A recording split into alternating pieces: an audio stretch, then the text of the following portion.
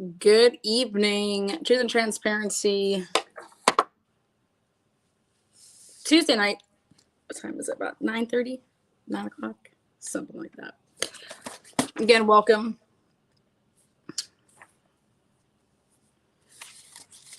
This is your episode 7 follow-up. Give people a chance to get in chat. Love. We got so much stuff on my desk, so a lot of information, a lot of questions. Hopefully, if you guys got them, I got the answers. Hello, everybody. What's up, Callie Bumblebee? Meow.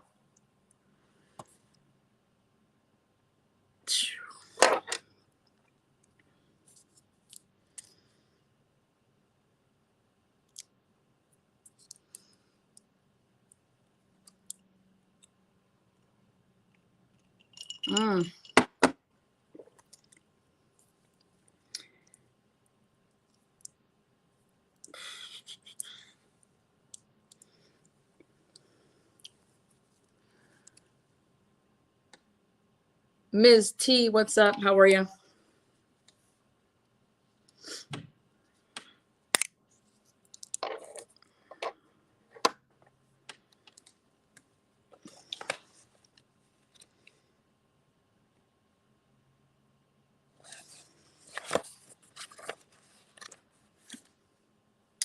After this episode, beginning at 10 p.m., I am kicking off the McStay murder, family missing to murdered.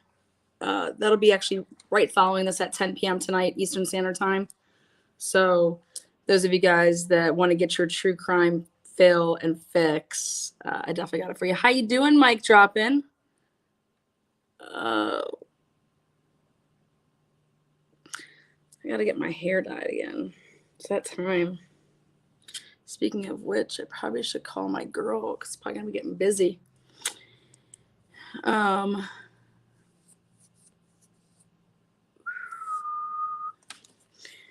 So we've been through 7 episodes. Should be at the 5-minute mark. Oh, nope. 2.5 more minutes. I'll wait here. 2.5 more minutes. Goldman, how we doing? Those of you guys that don't want to say hi, I get it. Don't be scared. If you don't even know what I'm talking about right now, there is a live chat feature that you can actually type in when you're looking at your screen on YouTube. Take it out of the big option to be big in your screen, and there's a little box. Tammy, Melissa. Oh, now the highs come. Or maybe I just missed them up here. So again, hope you guys are doing well. Hopefully your Tuesday's been amazing.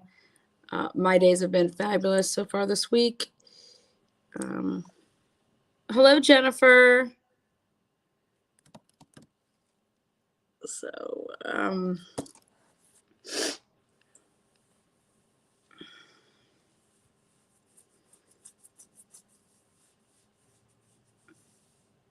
okay.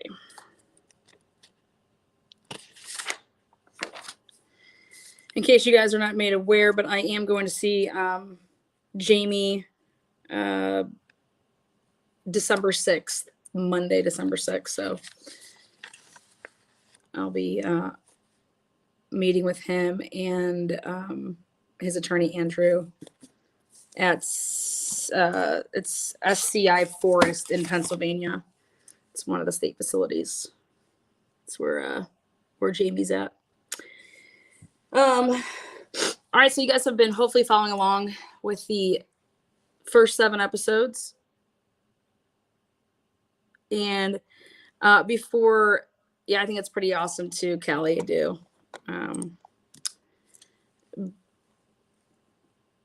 Before I kind of take us on a whirlwind of what I want to, cover anything, my question is if you guys have questions, something that maybe you didn't understand. If you are a member of Fight for a Family, which is www.fightforafamily.com. If you go there and you are a member of our website, there's we upload things that we're allowed to, and I did include one of my timelines, so you can see it there.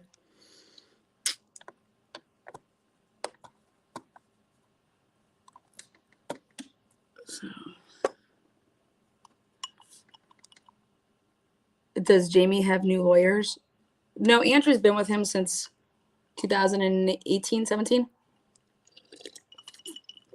But according to Beaver County, he's a pro se. That's how with it they are. Right here with his petition for his post-conviction relief that was filed in, I think it was like Mayish of this past year. According to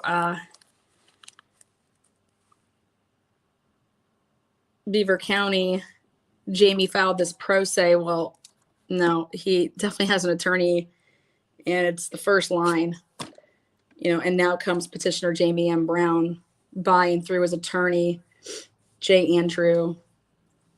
Like, it's just crazy. What's up, Rydell? I am catching up. You are talented. Appreciate the compliment. What's up, Lori? I think somebody asked if Jamie was keeping up on his exercises. Is that what you're asking? I don't know if that's what that was asked. Oh, there we go. Welcome as a new member there, Melissa Bex, if I said that right, but BX Bex. Oh, a nice paralegal. Nice. Well, welcome.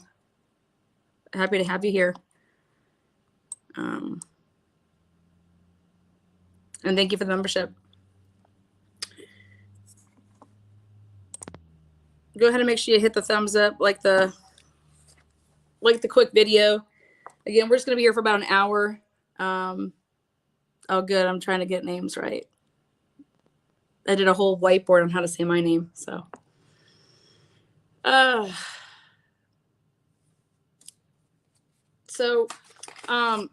follow up quickly with AC Taylor being introduced this past episode on Sunday, he was listed as Jamie Brown's co-defendant.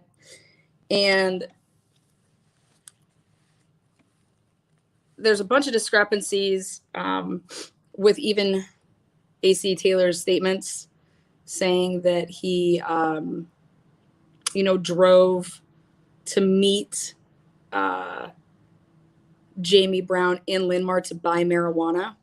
Well, a couple things is off with this. As Jamie was at his home, or I should say, at his mom's place on, which was not in Linn-Mar,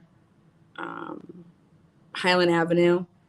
And if in fact AC Taylor was going to buy marijuana off of Jamie Brown, wouldn't Mr. Taylor, AC Taylor, go to where Mr. Brown was located? He was on the phone with his girlfriend. We have the phone records, and in those phone records, from 7:40 to 7:52, Jamie was on the phone with his girlfriend using his mom's house line. Also, they had records of, his cell phone, Jamie Brown's cell phone. And nowhere, if you're going to buy marijuana and you're planning on buying marijuana, just like if I'm planning on hanging out with you, I'm going to call you. I'm going to have some type of communication with you. I'm going to page you. And that just simply was not there. That's not there.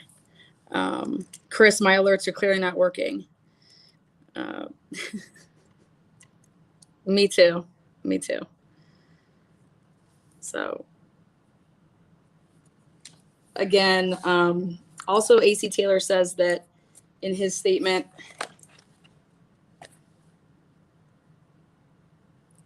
he drove there by himself. He drove, out of there after the shooting, supposedly. And again, I compare that to Joe Kirkland's statement, which is that he saw Jamie Brown driving a vehicle because he almost hit him. And there was somebody else in the passenger seat. Well, again, totally not, like the statements aren't even remotely matching up.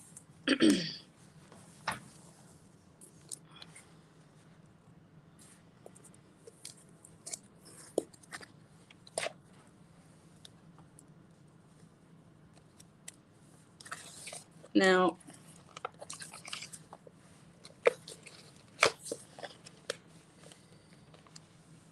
going back to the time that they want to really emphasize that this shooting happened is 8:15. I'm going to be very forthcoming that simply is not the case. And I think that that's huge with part of how this was all set up and put into motion.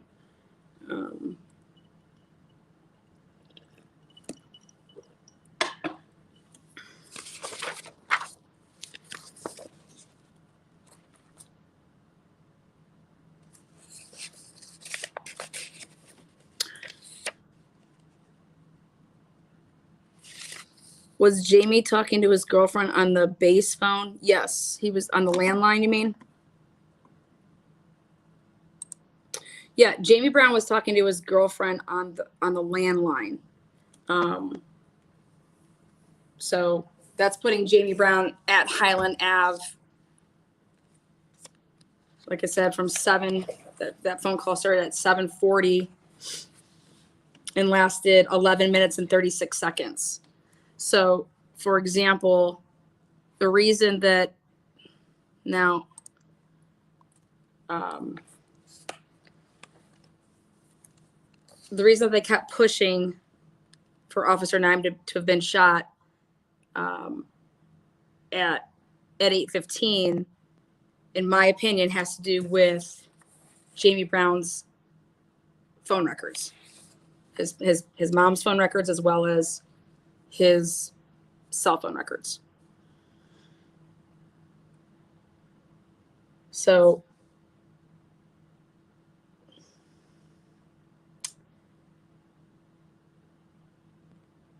also there was the gap between, let's see what I can do here. I'm going to try.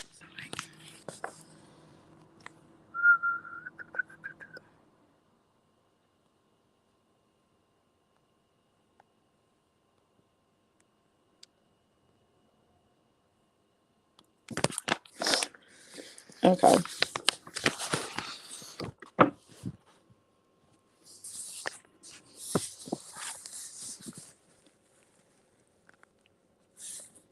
That should be pretty clear to see.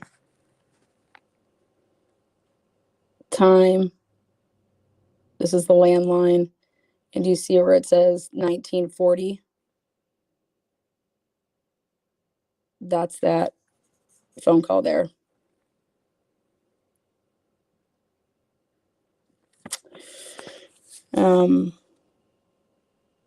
Then this gap here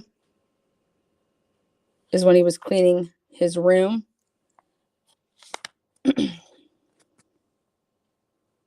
That's the house line.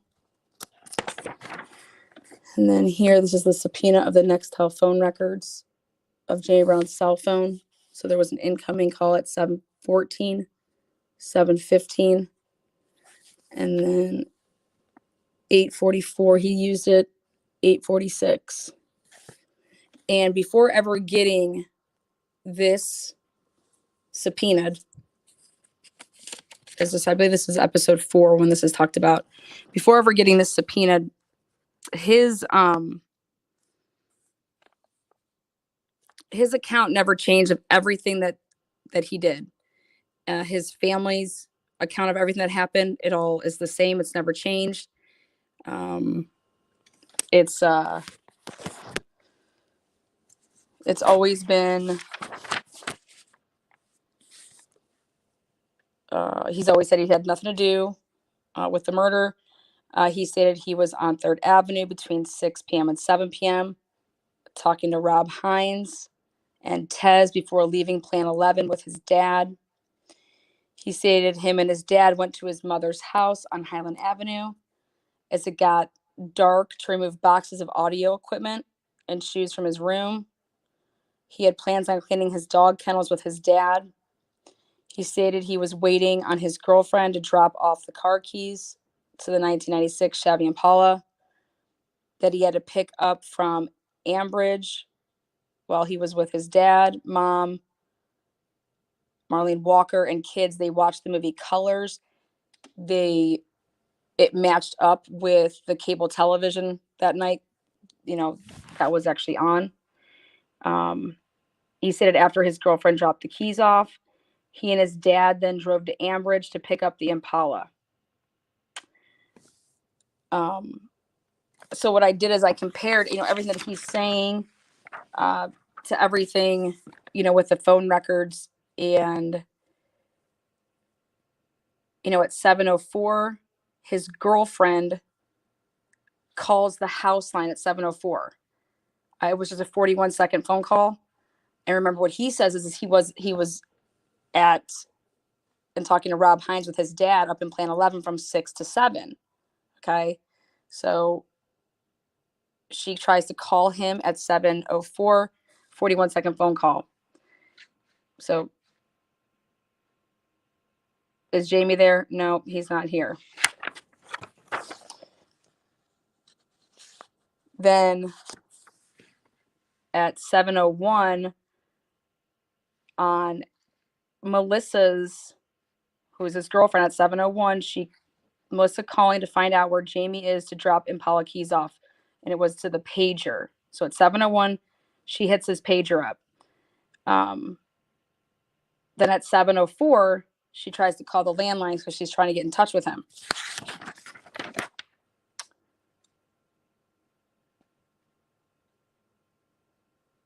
At 7:14 and at 7:15, Melissa calling Jamie. That was to his cell phone. And you have to remember back then in 2001, everybody was very cautious of their minutes because remember how we all had to just use our cell phone by minutes. There was no unlimited plans and stuff like that. So everything was matching up with everything that he said has happened. And he didn't have these cell phone records to use when he gave his statement on March 17th. The murder was on March 15th. He was arrested on March 17th, giving this account.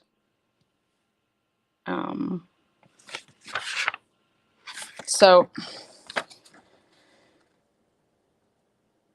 what I looked into and I zoomed and I really focused in on was the gapage between 7:52 when he would have hung up the phone talking to Melissa after he talked to her for roughly 12 minutes. It was 11 minutes and 36 seconds. So he's on his house line, talks to her for 11 minutes, 36 seconds. Let's just say 12 minutes. So you're bumping it that, at 7:52, he hangs up the phone. And then he's got, according to them wanting to say that Officer Naim was shot at 8:15 due to the fact that there was a quote unquote wand swipe. Okay. Now,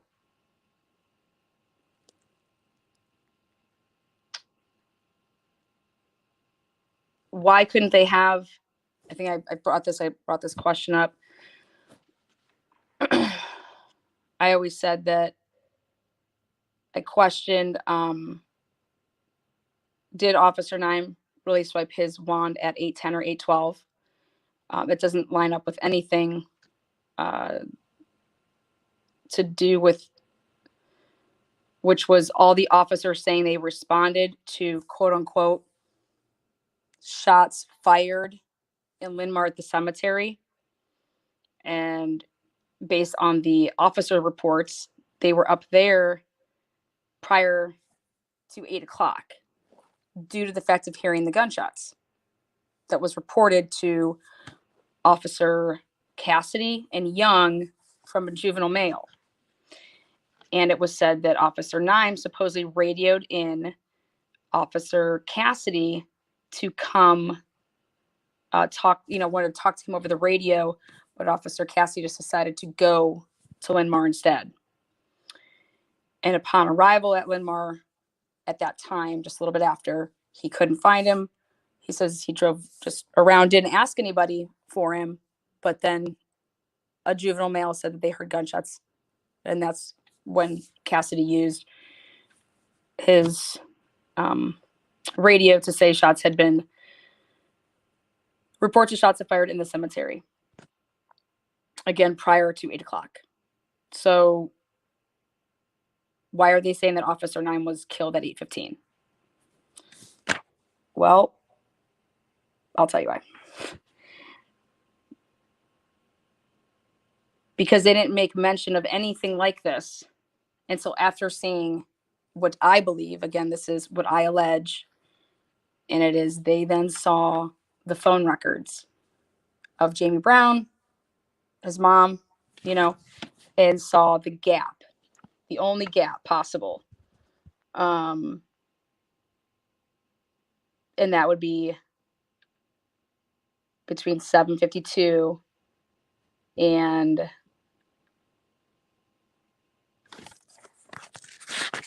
8:25.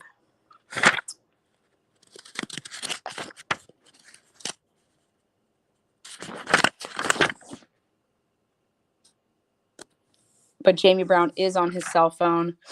Then again, at 8:44 to 8:46.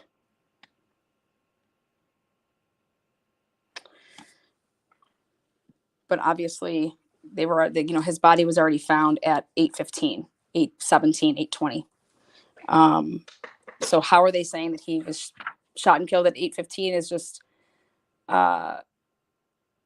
completely not true, and have no idea how they were able to stand by that timeline, except for one thing being this quote unquote swipage of the badge. And what I mean by that is when they had to make rounds, there was different swipe points that you would swipe a badge, letting somebody know they did that check. They had different times that they had to go check, and they were supposed to take different routes, but nobody did that. They all made the same route because it was the fastest and the easiest. There was no dispatch. What was the 911 dispatch timeline of the shots fired? Nobody called in. So that's the other thing. Nobody picked up a phone and called in and said, oh my God, we heard shots over here. That never happened because the police were already there. And a juvenile male by the basketball courts told the police officers, who were Cassidy and Young, they said, we saw people were shooting over there. They never said the cemetery. That was added in by the officers. In fact, there is no police report that shows anywhere where juvenile males mentioned a cemetery and guns and shots fired. So you're not finding any call in 911. There was no calls made to call into dispatch from a citizen saying, that they heard gunshots. Does that answer that question?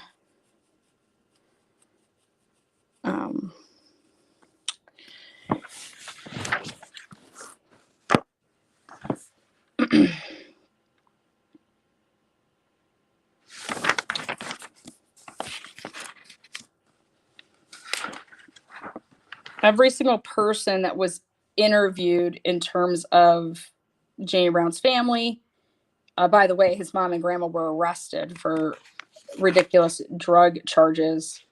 Again, just to try to apply pressure and do ridiculous things, which I will be getting into in later on episodes. But Jamie Brown's version of events has never changed. The family's version of events never changed.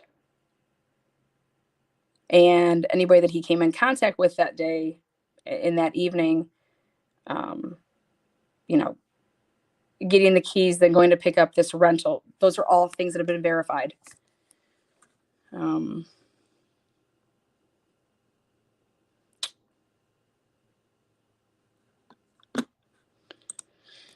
Wouldn't law enforcement dispatch 911 that they were in the area? From my sources, it was like this. They took the call. So it was if when the juvenile male said that they heard, this is, I heard gunshots. This isn't somebody has been shot. This is somebody just reporting that they heard gunshots. So Officer Cassian Young just radioed in that they are headed to the cemetery. Hey, juvenile male here in Linn-Mar says that they heard gunshots over in the cemetery. We're going to go check that out. And prior to that happening, they had went to the substation. Cassie and Young went to the substation looking for Officer Naim and radioed in saying over the radio, Naim, where are you? Or, they made it seem like they were looking for him prior to even getting those gunshots and calling those out. And you can see all of that in the testimony in the report of Officer Young and Cassidy. So they just let them know, okay, we're going over to me and Young, we're going over to the cemetery. And then that's when Roberts was getting in his vehicle from the actual police station, which is on Franklin Avenue, which is just a couple minutes. And he then claims, well, then he drove up there and, did a loop around and then went over, couldn't find Naim, and then went over to the 500 block and was looking in that area, and then went to the Linn-Mar store. And they all said this was before 8 o'clock, that this was just like, anywhere between, 5 or 10 minutes before 8.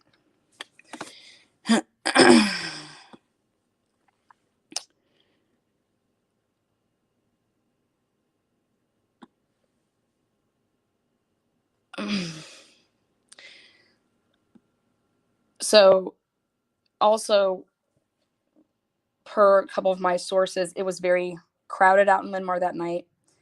And when you already see officers up there, you'd have already thought that the police were called. Also, where Officer Naim's body was, it was, let's see.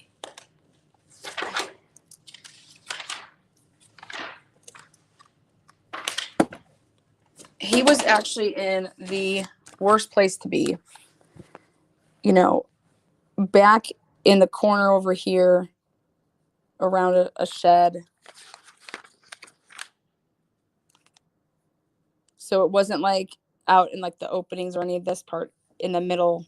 This was, nobody hangs out to the back over here of the layout.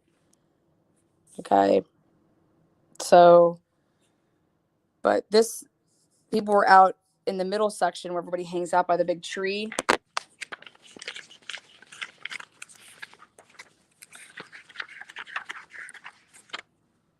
But where Officer Naim wasn't, it was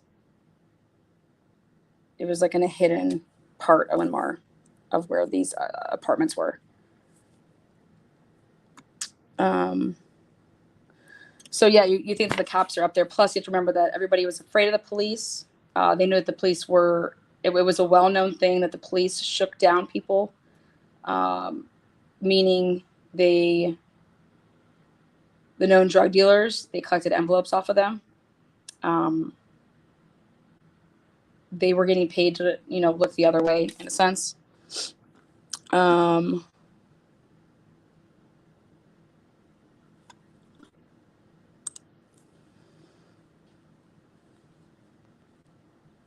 Capone doesn't trust the police. Even then, like I said, it was, they're corrupt. You don't want no problems. Like, I don't want them to blame me type of thing. So I'm going to just stay out of it.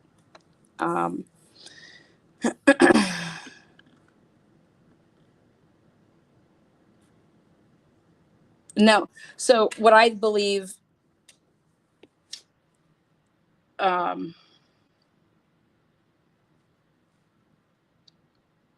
it wasn't a common area for them to patrol. It was away from, people think it was close, but it really wasn't. Not in terms of, you're not going to mistake if someone says that they saw something right there versus you have to go and you have to be in your vehicle and drive all the way around and go to get up to where the cemetery was. And it just makes zero sense. And that's because nobody said that to these officers. They just did that to now, how can I word this? 2+ sources said that. So when the call went over on the radio to say, we're checking, shots had been fired and said they were in Linmar, they heard, or over by the cemetery. When that went over across the radio, that would go across, if it's on channel 1, it's going to go across, the department, everybody. If it's on channel 2, it would be like to a certain person, to an individual. That was heard across channel 1. So that would go to anybody that had the ability to hear that. From the time of hearing that and then hearing officer down, all units respond, type of call, that's where you would ask the person on the stand, did they hear the first, shots fired and they're going to go check it out? Did you hear that? Yes. And then obviously, if you're working, you heard the second radio call out going out to officer down. How long in between? Was it 2 minutes? Was it, what was it? And the couple sources that I have, 15 to 30 minutes. So, and if you found Officer Naim's body at, just after 8:15, then what time is putting the time? I mean, you're looking at 7:45 to 8:00. That the shots, if it was 15 to 30 minutes in between. It wasn't like boom, boom. It wasn't like they did not find Officer Naim, according to sources, within 15 to 30 minutes after the first original shots had been fired.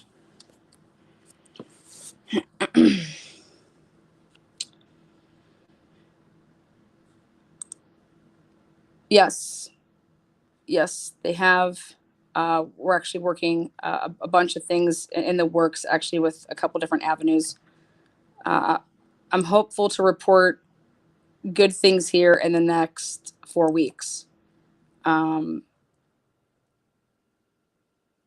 Myself, Sheldon's attorney, and Jane Brown's attorney are doing a closed speaking at one of the local colleges as it pertains to Jane Brown and Sheldon.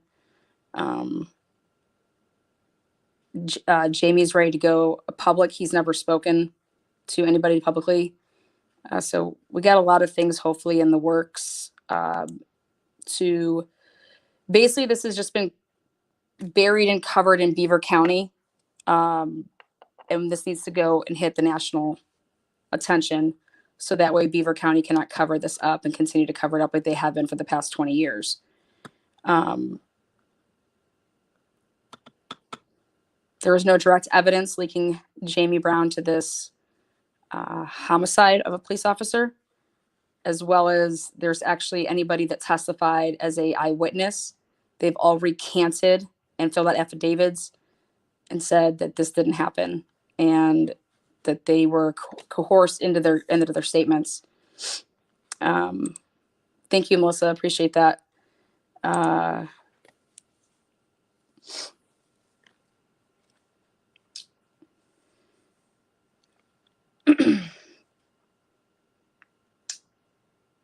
It was very telling to me that a couple things didn't happen that should have, and I just, you can just scratch your head as to why.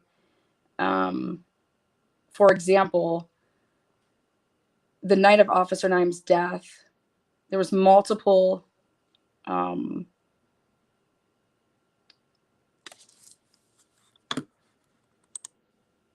I'll get to that here in a second, because that has a lot to do with a lot of things. There were multiple police officers working, and I know that not every police officer took the stand to testify at Jamie Brown's trial. And that's really unfortunate, because I would definitely think that any and all police officers working that night should have 100% been called to the stand. If they weren't called by the state, they should have definitely been called by the defense. And that's just simply, that didn't happen. What happens is, if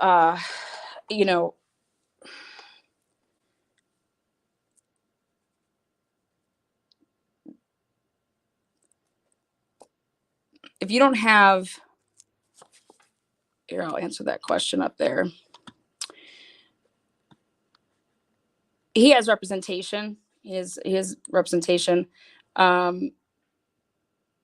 I think everybody looks, and I can find myself guilty of this. Everybody looks to immediately think of a Kathleen Zellner or some big name.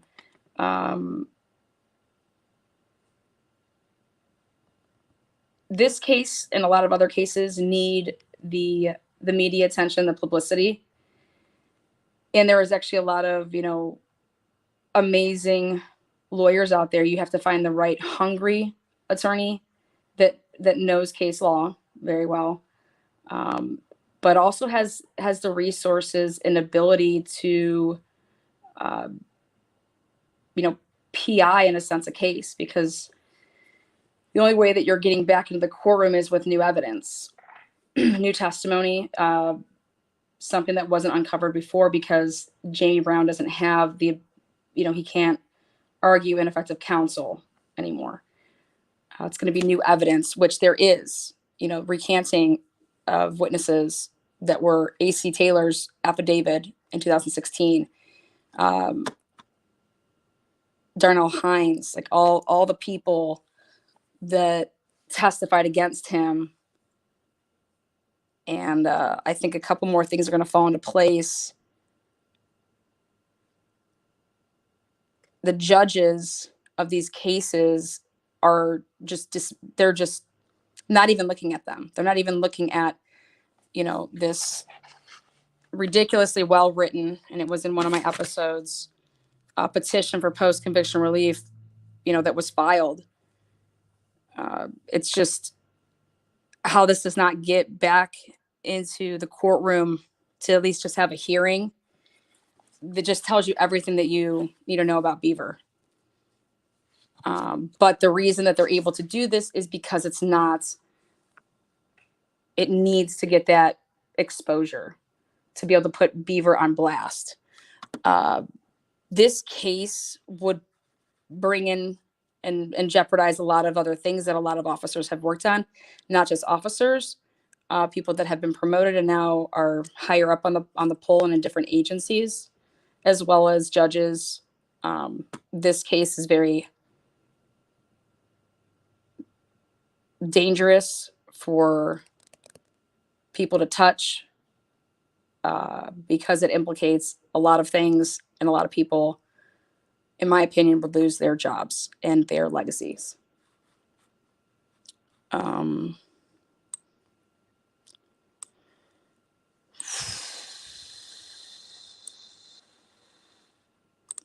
Oh, you're very welcome, Jennifer. Lana, thank you for this. I live in Beaver County across river. I remember this all like it was yesterday.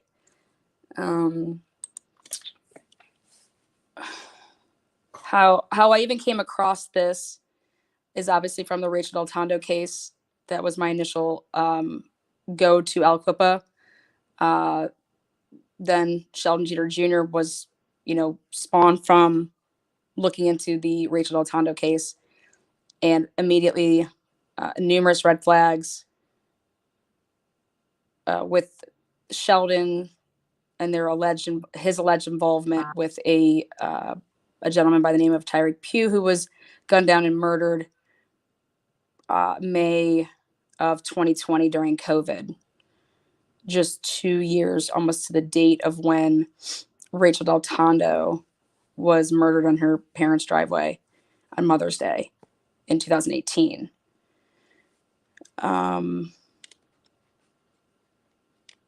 There are something like 9, now 10, possibly 11 unsolved homicides in Beaver.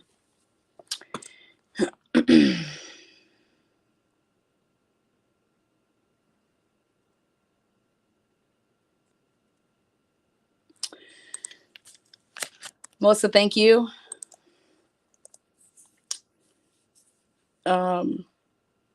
So I was the person that uncovered in the Sheldon Jeter Jr. trial that just took place this past June, discovered that one of his juror members was the neighbor of Rachel Del Tondo.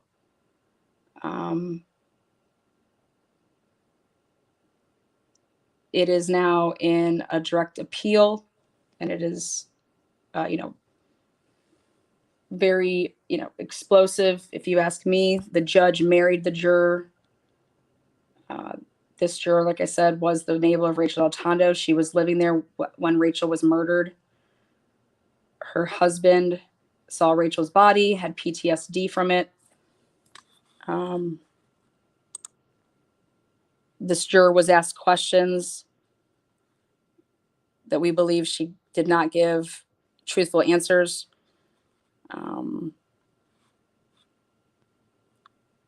It was a catch-22, though, if you were the defense attorneys for Sheldon Jeter, by asking certain questions, putting, things in the heads of the juror members. But at the end of the day, this should have never, his case should have never taken place in Beaver due to the high-profile case of Rachel Del Tondo and his alleged involvement. But I believe that Sheldon has one of the best in Corey Woods, somebody that is not actually paid and bought. I think the question mark really surrounds was and did Jeter's defense throw his representation. I also found numerous other things in the discovery. A couple things that have been revealed to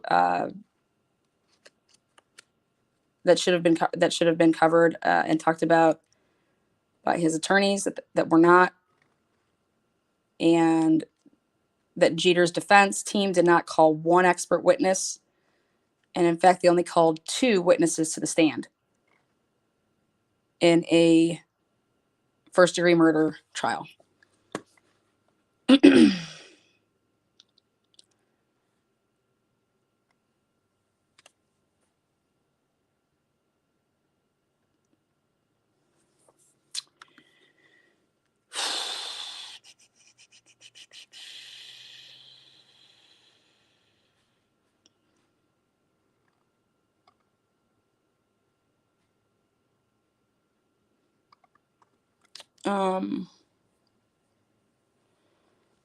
So what led me to Jamie Brown's case was while covering and working with the family of Sheldon Jeter Jr., who I still do their PIing. The issues that I saw stemmed from not 2020 and just a one-time incident. This was very clearly a deep-rooted issue, and it involves different names that always keep resurfacing. It's kind of like, your legacy or your tradition, like your grandfather, then your parents, then you, and then your kids. Like your name is going to keep on going, and a lot of the same names kept popping up in my investigation. Is just as well as sloppy work that if you just did a little bit of digging could have been found. So it is a lot of the good old boys. But there's no way I'm going to sit here and say that, the Aliquippa Police Department is responsible for this. The Aliquippa Police Department is just little boys in a big game, and they answer to some big people. I think it's a game that you don't realize you doing a favor for somebody is the type of favor that it ends up being. And then you're blackmailed into, thinking that you're part of something that you never knew existed, or that,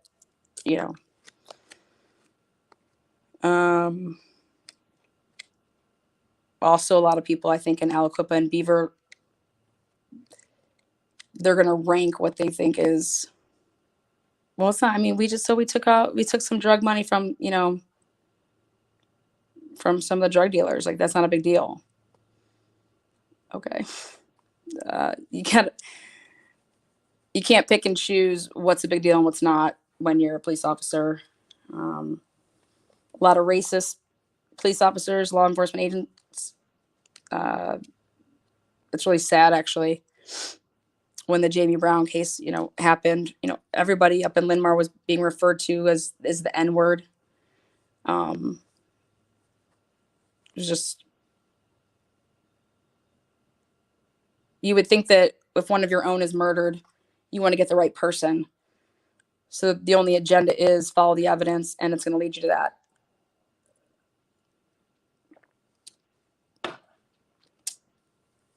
And when that's not the agenda,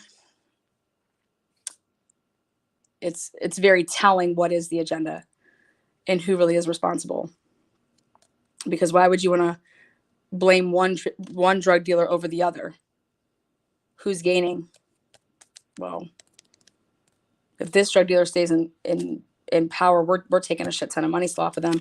If this person's doing it, we don't have any ties to that. So could that be the reason? Everything goes to money. But at the end of the day, what happened to Officer Naim was exactly what he thought was going to happen to him when he made the comment to his wife and to other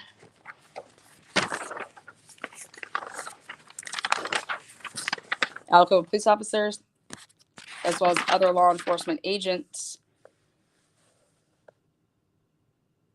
when he said, quote unquote, Naim stated that he would be ambushed and the police would be responsible, directly or indirectly.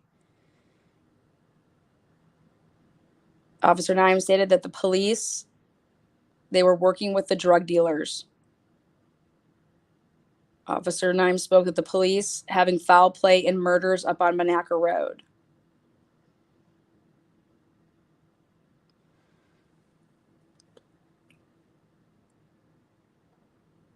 Naim spoke of a hit list on police officers that was circulating through the police departments, later said to be started by and through police as a prefabricated motive.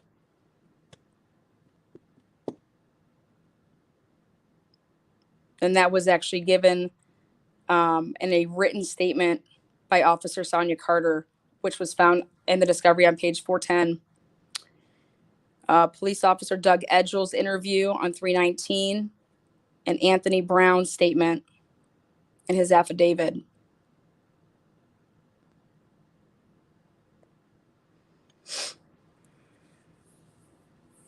Again, those were all stated by police officers.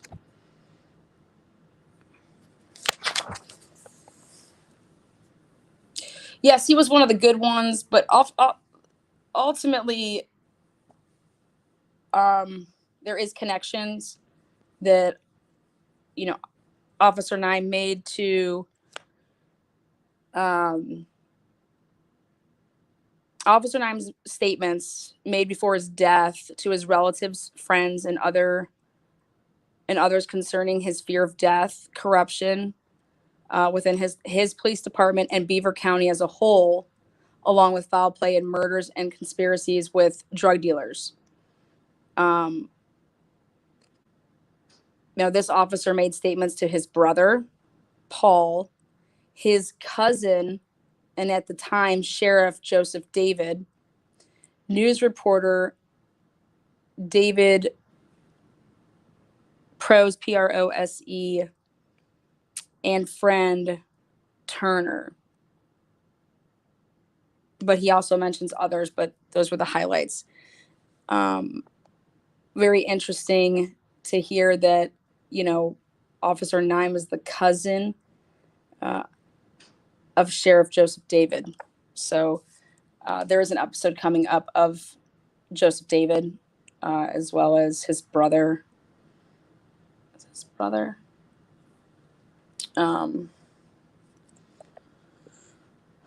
Beaver is in Pennsylvania.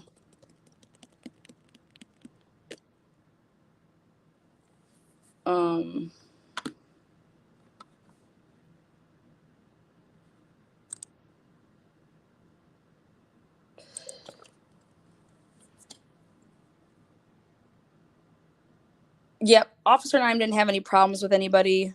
A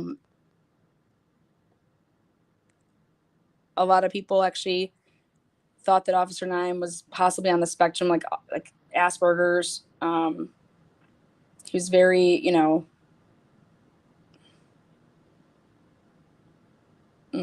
very helpful in Linmar when he worked up there. So if anybody was to ask him about popping a lock on a van, it would have been a partial door open saying, "Oh, we don't do that anymore. It's not policy," and then just close the door. That's not the type of officer that he was. He would have taken way more interest in it and made sure that, okay, here, let's get you, let's do this, that, and the other. So if those of you guys have been following along,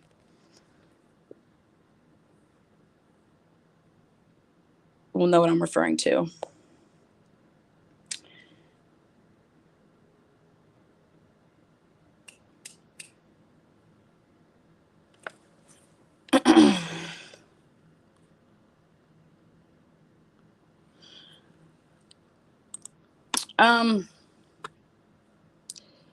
It's a little bit more difficult than that. The people that were involved or potentially and allegedly involved in this, moving on and what, so it also has to do with a lot of drugs.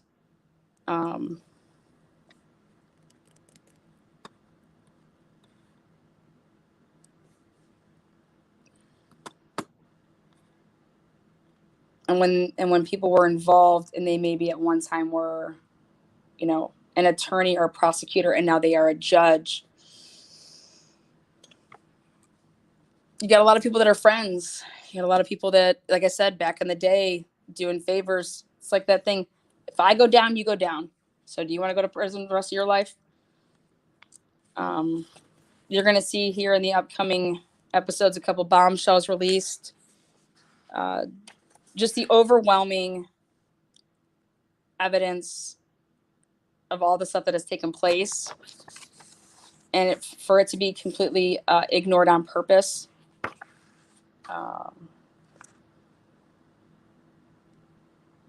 Is just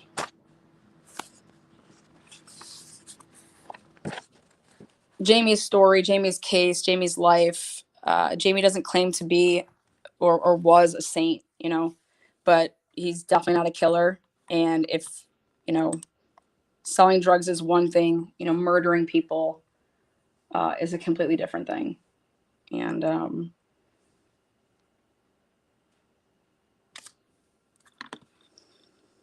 what's up, Callie?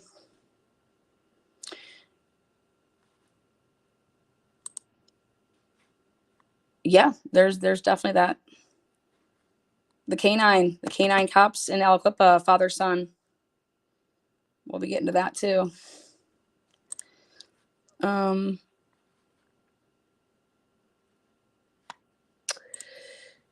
yeah, like I said, it's because Sheldon is Jamie Brown 2.0. And I know that the community has a hard time with wanting, because the community is divided with the Sheldon case due to the fact that you know Tyreek Pugh was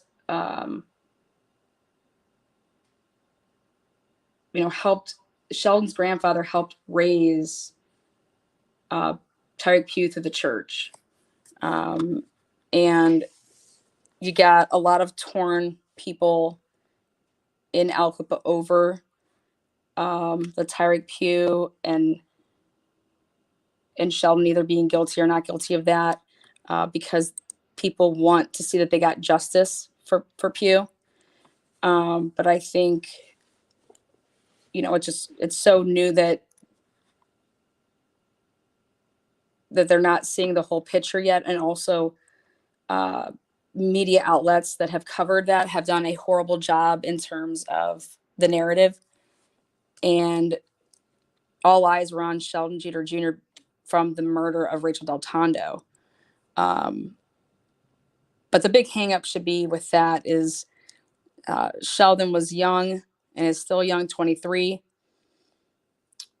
When he supposedly killed alleged Pugh, he was 22. Rachel's death, he was 19 or 20. And he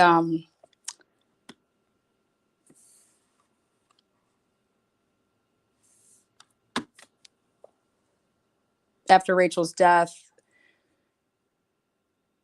they went to the home of Sheldon and had a search warrant and, went through all of his stuff.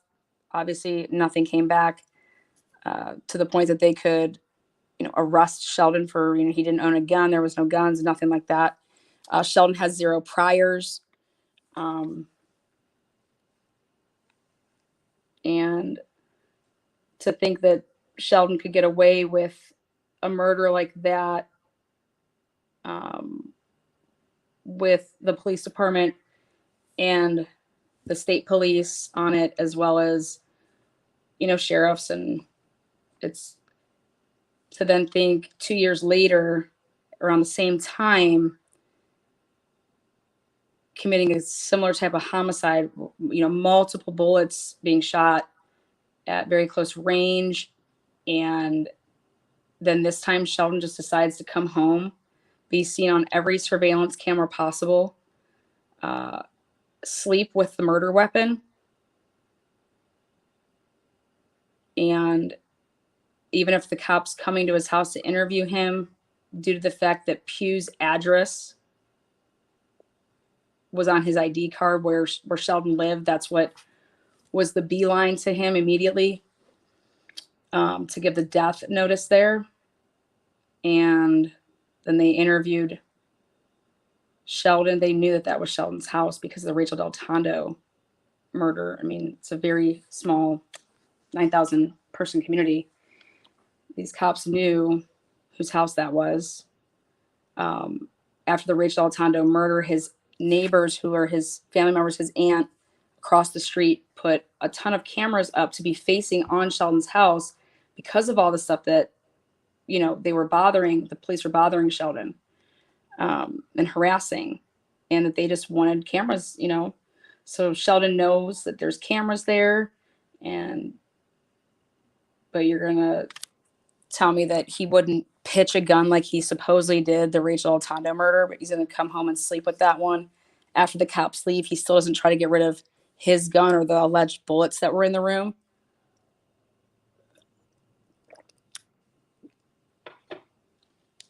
To arrest Sheldon within 24 hours, not even doing an investigation. It was a clear inside setup job, and I've done a pretty good job of proving that behind the scenes with the people that need to know that, and a couple of things that were uncovered. But for Sheldon not to have any gunpowder residue on his hands, and he was tested just 3-4 hours after the murder, for that to come back negative, for them not to take the mattress from his bedroom, if that was the murder weapon, why didn't they gunpowder residue test the holster that the gun was in? They didn't test that holster, and they did not test the mattress gunpowder residue.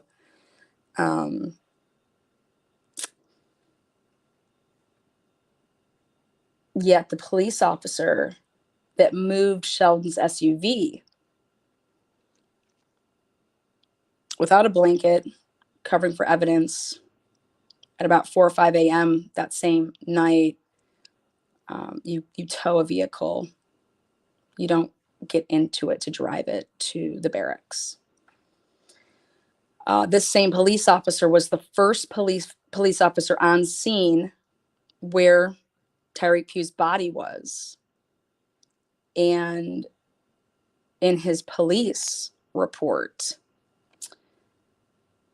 mentions that he gets into the vehicle of the 911 caller, a van, to move it up and out of the way. What? So this officer gets in 2 vehicles the night of the homicide to move them?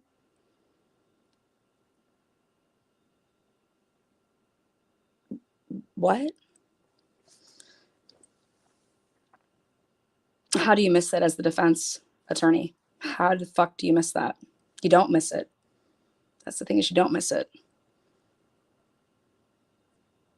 Unless that's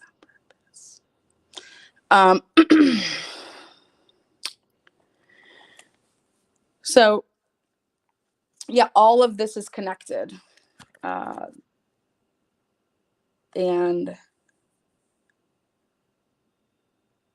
then there was found speckles of gunpowder residue on part of the steering wheel and part of the console. But I said, what about the door? You got to open up a door. You got to close a door. What's up with the doors? But yet there's no gunpowder residue on Sheldon's hands. Okay. There's nothing there was 2 different bullets, 2 different types of bullets of the 7 casings that were at the crime scene. 4 were in a cluster and 3 were spread apart. And I'm this close to having an expert witness destroy what the state claims happened on Keel Street. And I'm really excited about that.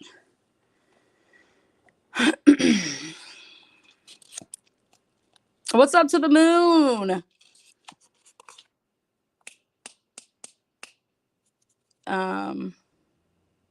Did they reveal the 911 caller? The 911 call was revealed, if that's what you're asking, and it was the 911 caller said that it looked like somebody was hit by a vehicle.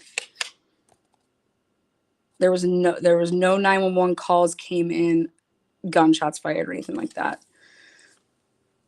But your 911, there's just so many things surrounding it. Your 911 caller said that it looked like somebody had hit this person that was in the middle of the road.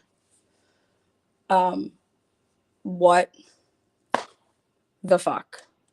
A book, and that's just for another day. What's up, Allie79? What's up, Boston? I just saw wet. Just making food, so my hands weren't available to chat. Well, stop making food. What the heck? So, yeah, we heard about AC Taylor, and that's where this whole co-defendant comes from. The only way that they're going to get Jamie Brown is, Darnell Hines' statements that he was beat down to get. AC Taylor's, Joe Kirkland, aka Mojo, Kyle Gooseby. I mean,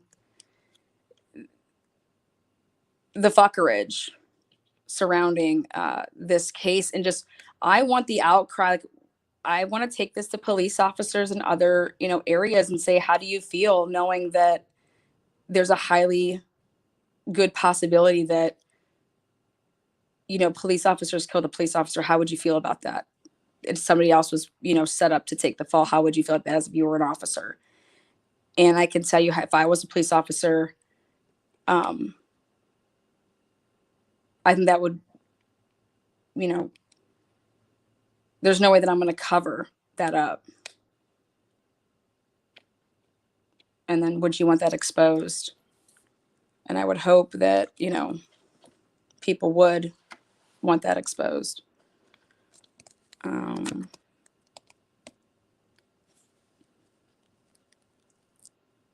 just think that it's, the stuff that's going on in Aliquippa, they think it's a movie. They think it's the Godfather movie over there. And, it's not a movie. This is real life. This is people's lives. And,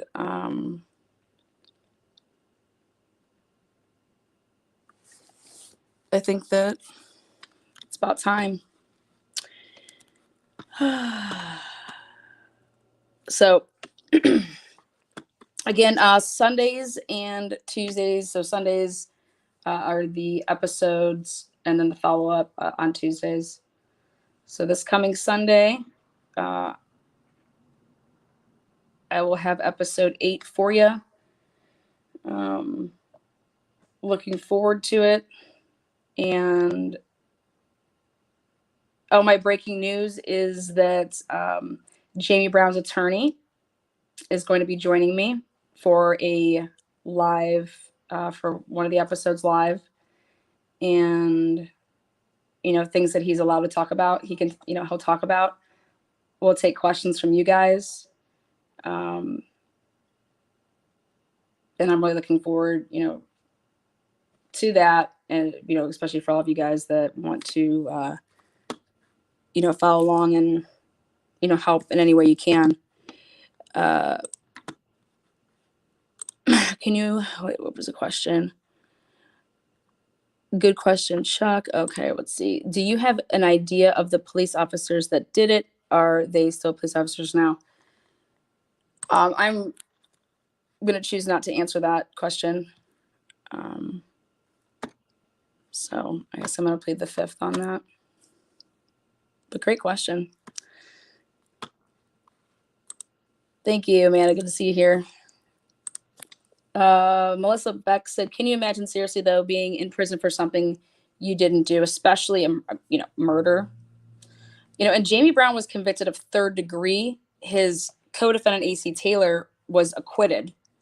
And I'm crossing fingers here, working on getting 1 or 2 of the jurors to actually speak as well. So, but this was an acquittal.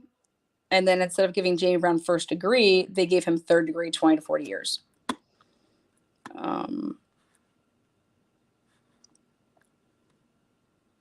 Jamie's lost out right now over 20 years of his life.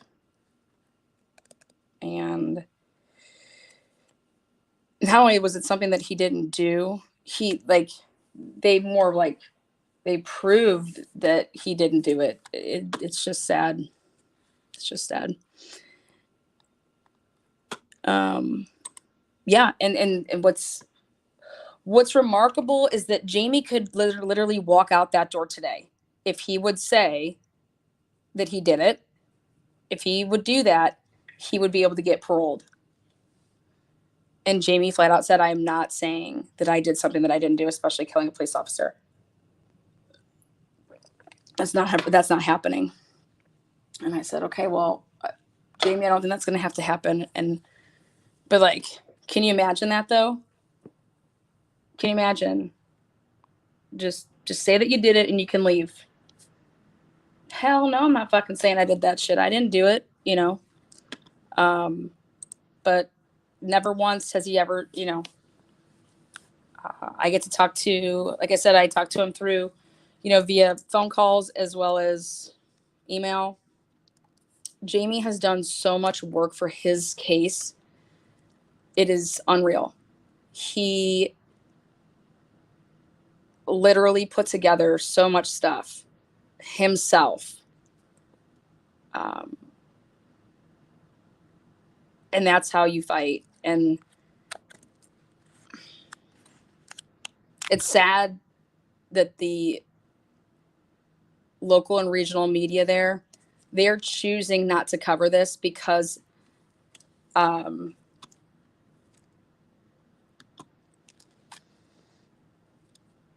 they care about their jobs. They care about their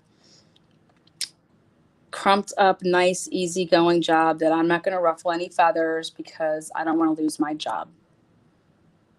That's what's going on over there. And then you have the one person that is writing about stuff, just completely making up narratives to fit someone's agenda.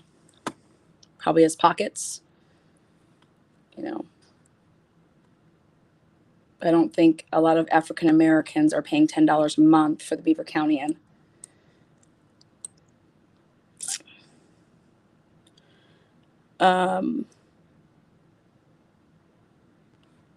No, his co-defendant was acquitted. AC Taylor was acquitted. And Jane Brown was found guilty of third degree, not first. And then he was sentenced to 20 to 40.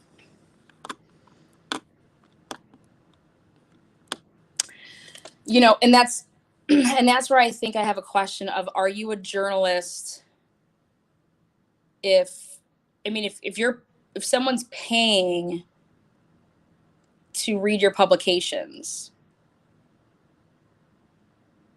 and all your publications, like literally all your memberships are paying, you know, $10 a month, or if you're doing an annual, then you're paying this or whatever. So if,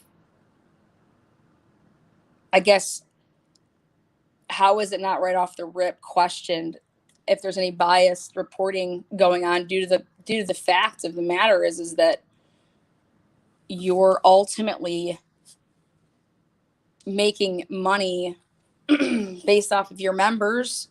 And what, like, I mean, hey, who's taking out ad space? What's going on here? Who's, you know, we're not talking about somebody that's writing for the Post Gazette or something like that. Yep. You know what, Chad, I've said this all along. This is Making a Murderer 2.0, because this is everything that happened to Stephen Avery, but then some, because this has been,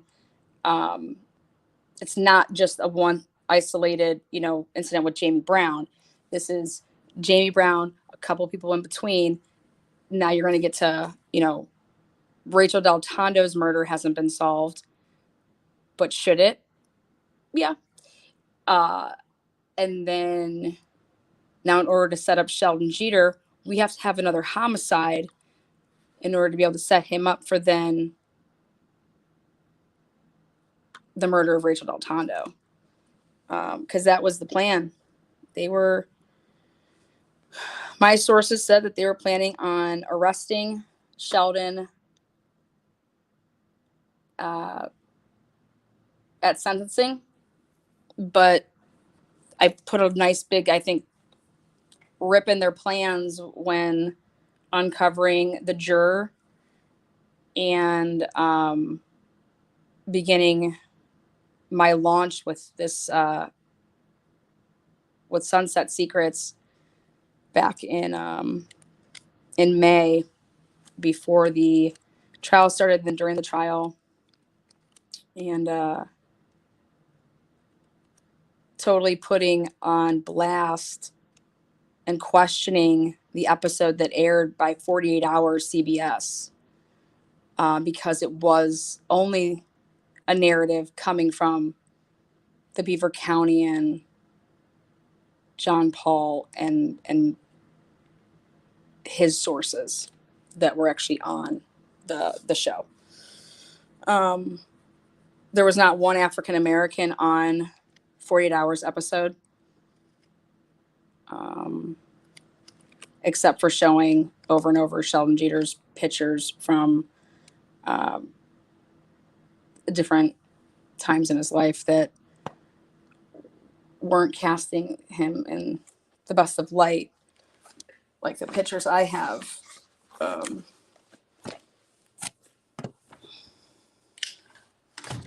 So, but you guys have been great questions. Yeah, and not only was the juror member the neighbor of Rachel Tondo, the judge also married that juror member, and they took a picture together. So I had the picture of the judge and the juror member and the juror member's husband. That due to Rachel's death, their marriage allegedly fell apart due to her husband's PTSD from seeing the body. Again, this is all in the motion, and I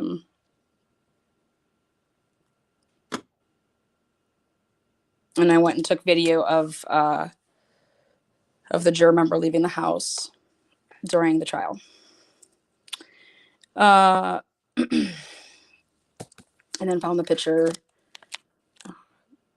I had a couple of cysts out there, so I'll see you. But come to think about it,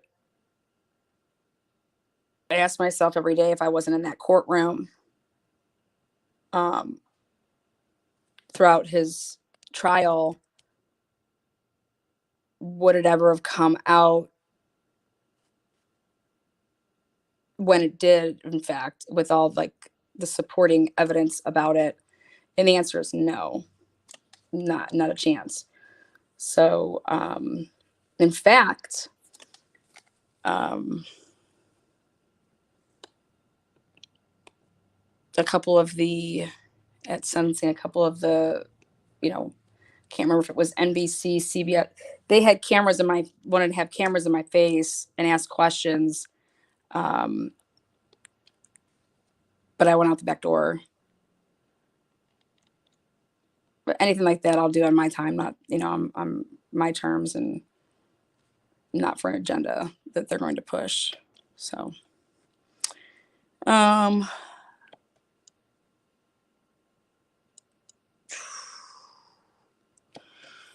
yep. Join me this Sunday, though. You guys can, I put it in a playlist. You guys can catch up from the episodes. They're only like anywhere from 37 minutes long to an hour and 15 minutes long, each episode, with the follow-up. But they're in a playlist. And then I think the past two aren't in the playlist yet, but get caught up so you can follow along. Please, if you want to join on Twitter, tweet people, hashtag, share this link, everything to do with Sunset Secrets. You guys just never know by writing somebody or who people know and stuff like that, that something can, happen. I know that I've been fighting and trying to overcome a lot of things that a lot of YouTube creators have done. And it's, it sucks, but I've had to handle that stuff on top of doing this. And it's just really taken away from everything that I've ever wanted to do. And but I truly think that 2022 is definitely going to be a really good year for myself, but more importantly for Aliquippa. I think that 2022 the tides will turn. I do. Again, thank you, everybody. You guys are awesome in chat. And join me. I'm just going to be hopping on and going right into the. Going to talk about some true crime with the McStay case. This isn't a case that I'm just more or less covering it for my love for all of you guys. But yep, appreciate you guys, and we'll see you next Sunday for Sunset Secrets. And if you guys need to get in touch with me, if anybody out there is watching from Aliquippa and you are maybe hesitant to reach out, you can hit me at Lana at fightforafamily.com. Okay, you can email me right there. You can make yourself anonymous, reach out. There is a way to, people they're wanting to cut deals all the time. So get in front of it before it gets you. It's never too late. All right, guys, take care. I'll see you guys in that next thread. Peace.